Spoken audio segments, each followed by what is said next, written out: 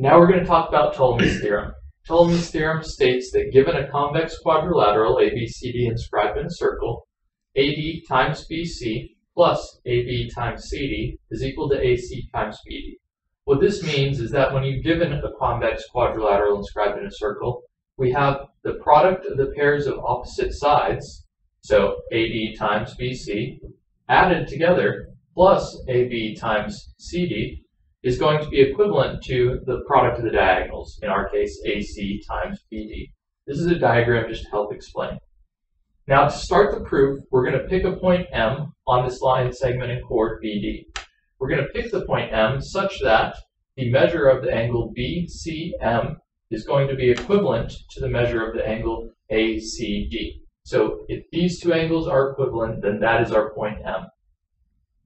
What this means is that we already know, because of how we chose point M, that these two angles are equivalent. Furthermore, we see that angle CAD subtends the arc CD. Now, the other angle CBD also subtends the same arc.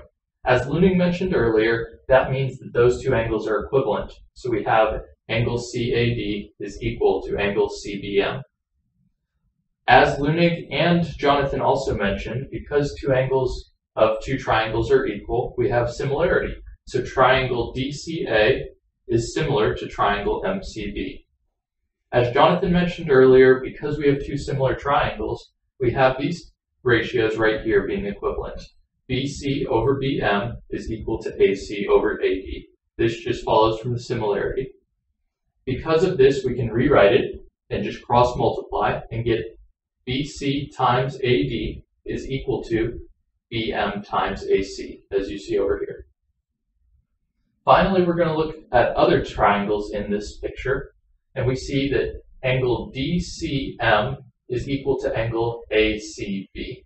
Now we know this because we know that these two angles right here are equivalent from earlier, and we know that so that this angle added together with this angle is going to be equivalent to an equivalent angle added together with the same angle. So we have that, and we also know that angle CDM and angle CAB both subtend the same arc, namely arc CB. Because they both subtend the same arc, as Luning mentioned earlier, they are equal. So we have another two pairs of angles that are equal, so we know that triangle DCM is similar to triangle ACB.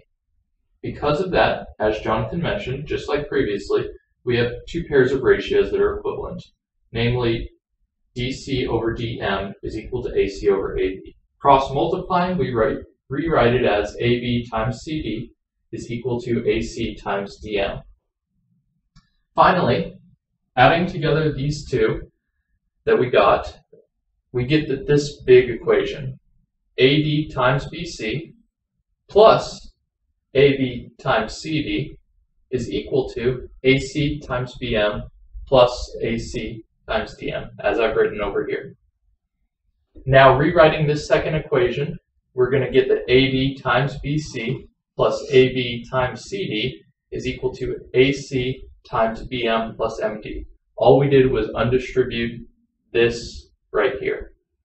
Now, we notice that because M is a point between D and B on that line segment, MB, this quantity right here, plus DM, this quantity right here, is going to be equivalent to the length of the entire line segment, namely line segment BD.